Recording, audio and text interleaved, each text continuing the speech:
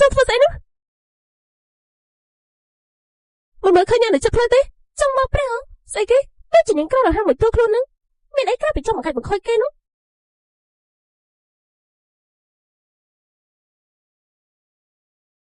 យកលុយនឹងឲ្យចេញទៅខ្ញុំគ្មានពេលទៅអ្នកមកខ្ជិះជាមួយនឹងនាងទេអរគុណមីកាដោយសារតែមានគេឃើញឡានរបស់ខ្ញុំបើមិនអញ្ចឹងទេខ្ញុំក៏មិនរំខានយ៉ាងដែរអីរឿងតើទេក្រោយថ្ងៃនេះគឺជាថ្ងៃខួបកំណើតរបស់លោកឯងអ្នកតែប្រហែលជាកំពុងតែរងចាំលោកហើយតើលោកតា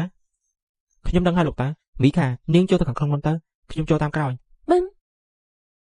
អូពិតជាលុយមែនសួស្ដីមិនក៏ជានាងនេះគឺជារូបអ្វីហ្នឹងសួស្ដីគឺជានាងរឿងថ្ងៃនេះខ្ញុំពិតជាសុំទោសនាងពិតមែនខ្ញុំបញ្ញាមកចូលរួមកម្មវិធីខួបកំណើតក៏បញ្ញាពេញស្គាល់គ្នាម្ដងទៀតខ្ញុំគឺជាមិត្តភក្តិតាំងពីតើរបស់ខៃសុំសួរថាតើនាងគឺជាខ្ញុំឈ្មោះមីខាគឺជាបុគ្គលិករបស់លោកប្រធានខអូគឺជាបុគ្គលិក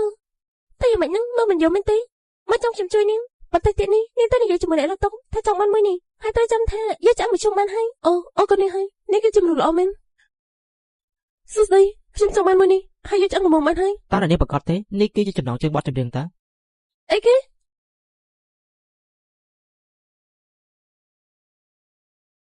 នេះចង់ធ្វើបាបខ្ញុំហើយមិនទេតម្លៃរបស់នាងគឺជាអ្នករកផ្លូវសុបាយឲ្យពួកយើងតើបងស្រីពួកយើងមិនធ្លាប់មានចំនួនអីទេហើយនេះក៏នាងធ្វើបែបនេះដាក់ខ្ញុំនាងគឺជាអ្នកស្រាវមួយសោះហ៊ានឈានចង់មកចូលកម្មវិធីមួយនេះសុទ្ធតែផ្លោដូនតាមមានផ្សែងបបៃតងហើយនាងក៏មិនមើលឋានៈខ្លួនឯងអីទេហ៊ានមកឈរជាមួយពួកយើងសុទ្ធតែជាភៀវដែលលោកប្រធានខំជួយមកទេហើយនេះក៏បែងចែកទៅនឹងតើនាងពិតជាលោកប្រធានខំជួយមកមែនមិនអីទេខ្ញុំដើម្បីតែបានចូលរួមកម្មវិធីនេះខំប្រឹងបន្តិចទេលោកប្រធានខំគ្រាន់តែអ្នកបុគ្គលិកតែប៉ុណ្ណោះទុកមកឲ្យនាងបន្តិចគិតតែខ្លួនឯងនេះជាស្អីឬមួយក៏និយាយថានាងមានចិត្តអីមិនត្រឹមត្រូវជាមួយលោកប្រធានខំមែនទេខ្ញុំនិយាយតាមត្រង់ប្រាប់នាងទៅកាលពីដើមឡើយបើសិនជាខ្ញុំមិនទៅក្រៅស្រុកទេនាងក៏គ្មានឱកាសបានចូលចិត្តគេដែរ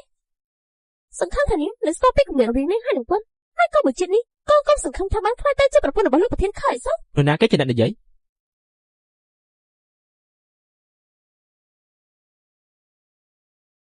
នាងកុំគិតច្រើនពេកទោះបីជានាងមិនទៅក្រៅប្រទេសខ្ញុំក៏មិនព្រមនៅជាមួយនាងដែរដោយសារតែមនុស្សដែលខ្ញុំស្រឡាញ់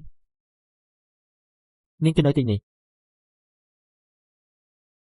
នាងគ្រាន់តែជាអ្នកក្រមកពិសេសទេតែកន្លែងណាដែលស័ក្តិសមនឹងលោកទេទោះបីជានាងអត់ជាអ្នកដទៃក៏ខ្ញុំព្រមនៅជាមួយនាងដែរព្រោះយ៉ាងទៅ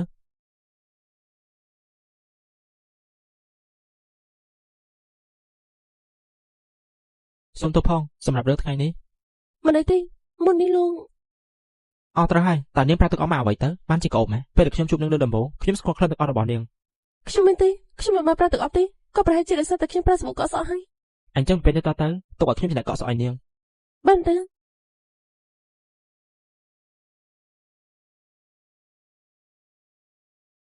ោកតាខំខ្ញុំទៅមកពីក្រៅប្រទេសមកប្រកខំមិននិយាយជាមួយខ្ញុំប្រហែលណាស់ទេតែបានជាចេញទៅជាមួយអ្នកស្រីម្នាក់នោះបាន